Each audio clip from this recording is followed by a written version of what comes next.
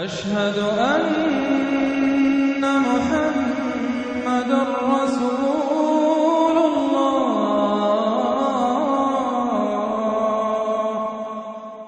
اب آگے چلیے، جوڑا آ رہا ہے سورۃ القیامہ اور پھر اس کا جوڑا ہے سورۃ الدہر۔ بسم اللہ الرحمن الرحیم۔ لا اقسم بهذا البلد وانت لا اقسم بیوم القیامہ ولا اقسم بالنفس اللوامہ ایحسب الانسان ان لن نجمع عظامہ۔ یہ سورت جو ہے بہت ہی حسین اور بہت منفرد سمجھیے کہ نمائندہ ایک سورت ہے قرآن مجید کی۔ اس کا جو خطاب کا انداز ہے، جو میں نے شروع میں آپ کو جو انٹروڈکٹری لیکچرز دیے تھے، کہ اس کا اسلوب جو ہے وہ خطابت کا ہے۔ قرآن کو ہم کہہ سکتے ہیں کہ it's a collection of divine orations، اللہ تعالیٰ کے خطبات، مجموعہ خطبات الہیہ۔ تو مختلف مواقع پر جیسے کہ خطیب کو خطبہ دیتا ہے تو اس طریقے سے اللہ تعالیٰ نے یہ صورتیں نازل کی ہیں۔ حضور پڑھ کر سناتے تھے تو آپ کا انداز بھی خطیبانہ ہوتا تھا۔ حدیث میں آتا ہے کہ جب آپ خطبہ دیتے تھے تو آپ کی آواز بلند ہو جاتی تھی، اعلیٰ صوتہ احمرت عیناہ، آنکھیں سرخ ہو جاتی تھی، اور آپ اس طریقے سے خطبہ دیتے تھے جیسے کہ کوئی سپہ سالار اپنے فوجیوں کو للکار رہا ہے، بڑھا رہا ہے کہ لڑو اور آگے بڑھو، یہ انداز ہوتا تھا۔ تو اس طرح کا خطبہ اس میں آپ دیکھیں گے ابھی بات ایک طرف ہو رہی ہے، ابھی کسی اور طرف ہو گئی، کبھی کسی تحویل الخطاب، اس کے لیے بہت، پھر یہ کہ 4-6 آیتیں آئیں گی ایک خاص قسم کے آہنگ میں، خاص قسم کے قوافی تو ہم کو نہیں کہنا چاہیے، تو یہ آتے ہیں، وہی انہی حروف پر صورتیں ختم ہو رہی ہیں، وہی سٹائل ہے، پھر کوئی سٹائل بدلے گا، پھر 4-6 صورتیں اس دوسرے انداز کی ہوں گی، پھر 4-6 تیسرے انداز کی ہوں گی۔ تو یہ آپ صورت جو ہے فصاحت و بلاغت میں بھی فلو بے انتہا ہے اور خطیبانہ انداز، اور اس میں تحویل الخطاب۔ پس منظر میں کیا ہے کہ وہ لوگ ہیں کہ جو انکار کریں کوئی قیامت نہیں ہو سکتی، کیسے ممکن ہے کہ جب کہ انسان مر چکے ہوں گے اور مٹی ہو جائیں گے پھر اٹھا دیا جائے، یہ ممکن نہیں ہے۔ تو اس کا جواب ہے جو دیا جا رہا ہے، لا اقسم بیوم القیامہ۔ لا یہاں پر ان کے خیالات کی نفی نہیں، میں قسم کھاتا ہوں قیامت کے دن کی۔ تمہیں شک ہے اور مجھے اتنا یقین ہے کہ میں قسم کھا رہا ہوں قیامت کے دن کی۔ ولا، اور پھر نہیں، اقسم بالنفس اللوامہ، میں قسم کھاتا ہوں نفس لوامہ کی۔ نفس لوامہ کون سا نفس انسان میں جسے ہم ضمیر کہتے ہیں، کانشنس، ملامت کرنے والا بھی۔ مائی کانشنس از بائٹنگ می، میرا ضمیر مجھے ملامت کر رہا ہے۔ کوئی آپ برا کام کرتے ہیں تو ضمیر اندر سے کوئی شے ہے، تو کیوں ہے یہ؟ اگر کوئی نیکی نہیں، بدی نہیں، تو یہ اندر کی خارش کیوں ہو جاتی ہے؟ اور اگر یہ نیکی ہے اور بدی ہے تو کوئی اس کا نتیجہ نکلنا چاہیے کہ نہیں؟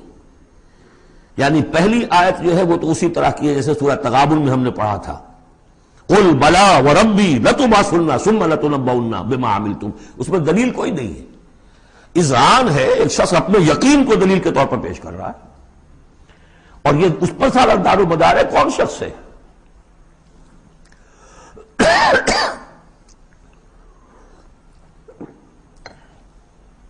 ایسا شخص کہ جس سے کبھی کوئی جھوٹ کا تجربہ کسی کو نہیں ہوا، وہ کہہ رہا ہے۔ سیرت و کردار جو ہے محمد رسول اللہ کی، وہ گویا کہ دلیل کی حیثیت رکھتی ہے اس قول کے پیچھے۔ لا اقسم بیوم القیامہ ولا اقسم بالنفس اللوامہ، یہ تمہارے اندر موجود ہے قیامت کی دلیل، تمہارا ضمیر، تمہارا کانشنس۔ ایحسب الانسان ان لن نجمع عظامہ، کیا انسان یہ گمان کرتا ہے ہم اس کی ہڈیاں جمع نہیں کر سکیں گے؟ بلا قادرین، کیوں نہیں، ہم پوری طرح قادر ہیں، علی ان نسوی بنانا، یہاں کنہ محذوف سمجھنا چاہیے، بلا کنہ قادرین علی ان نسوی بنانا، ہم اس کی ایک ایک پور کو برابر کر دیں گے۔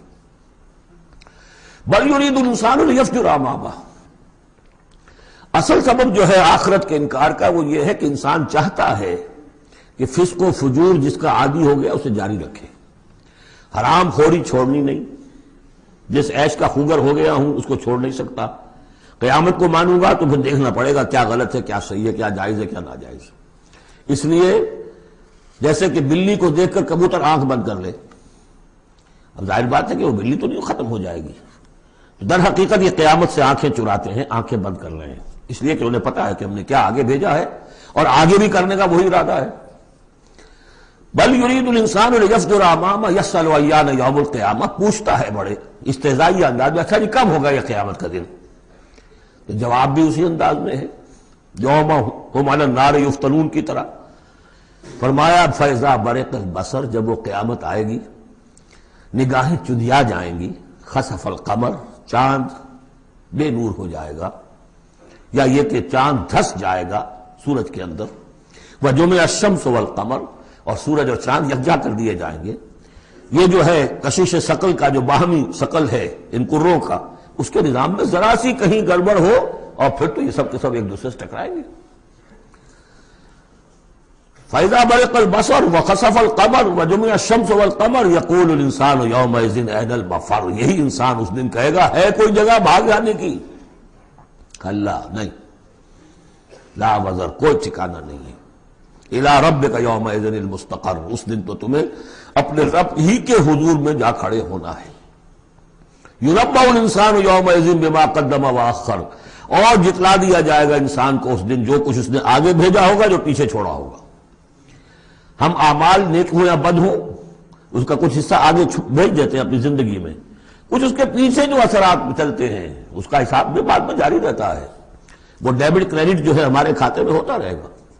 تم نے یہ نیک کام شروع کیا تھا، آگے آگے پھیل رہا ہے، تو جو اور اس کام میں شریک ہے ان کا اجر بھی رہے گا، پورا رہے گا، ان کے اجر میں سے کمی نہیں ہوگی، لیکن اتنا ہی حساب آپ کے کام میں بھی درج ہوتا رہے گا۔ اسی طریقے سے کسی نے برا کام شروع کیا تو جب تک جہاں تک اس کے اثرات جائیں گے تو انسان کو بتا دیا جائے گا یہ تو آپ نے اپنی موت سے پہلے آگے ہی بھیج دیا تھا، یہ تو آپ کے وہ اعمال ہیں، اور یہ ذرا وہ ہے پیچھے اس کے جو اثرات ہیں۔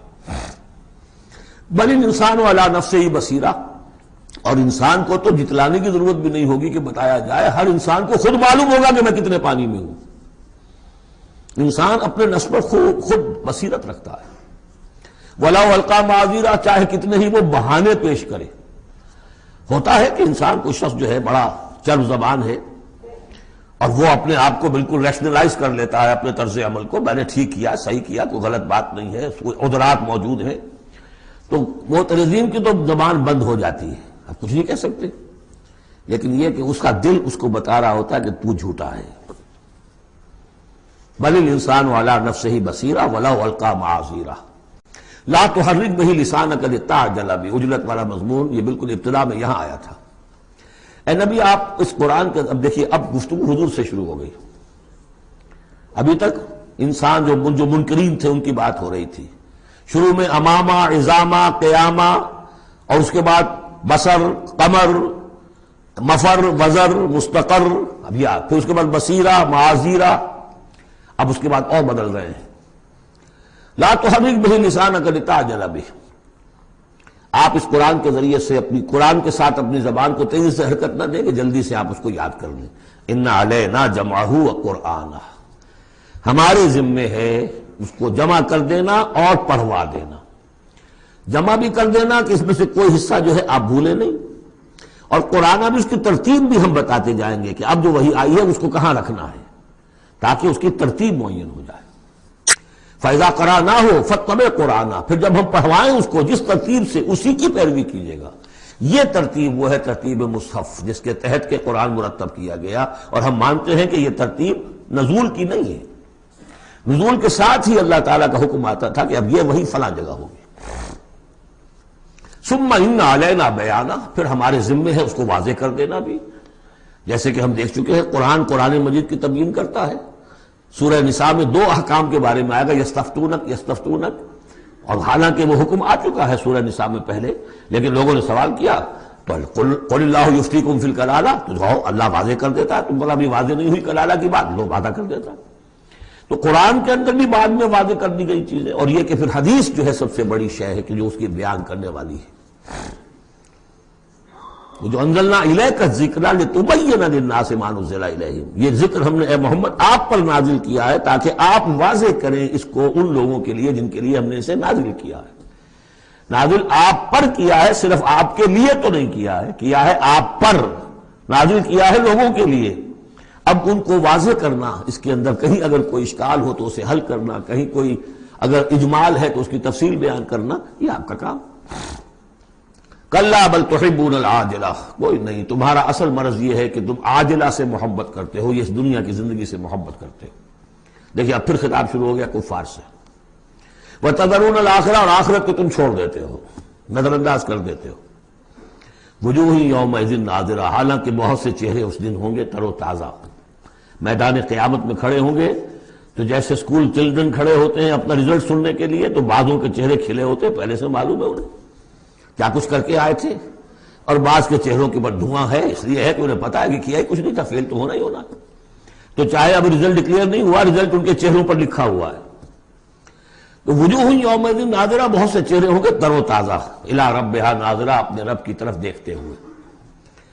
اس میں بعض لوگوں نے یہ کہا ہے کہ ناظرہ سے مراد ہے انتظار کر رہے ہوں گے اپنی رب کی رحمت کا، اس لیے کہ رویت باری تعالیٰ جو ہے وہ تو ممکن نہیں ہے کہ میدان حشر میں ہو جائے، لیکن میرے نزدیک انہی حضرات کی رائے زیادہ صائب ہے جو سمجھتے ہیں کہ رویت ہوگی۔ اہل ایمان کو عین میدان حشر میں بھی ایک درجے کی رویت باری تعالیٰ سے مشرف کیا جائے گا، یہ مضمون آ جائے گا سورہ مطففین میں واضح ہو جائے گا۔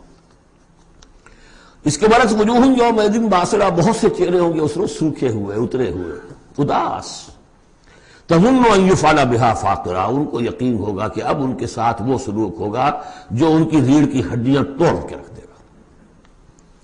کلا اذا بلغت التراقی، اب ایک نقشہ دکھایا جا رہا ہے، ایک تو بڑی قیامت ہے، فاذا برق البصر وخسف القمر وجمع الشمس والقمر یقول الانسان یومئذ این المفر، ایک تو وہ ایک قیامت ہے جو فرد کی قیامت ہے، موت جب آتی ہے، قیامت صغریٰ۔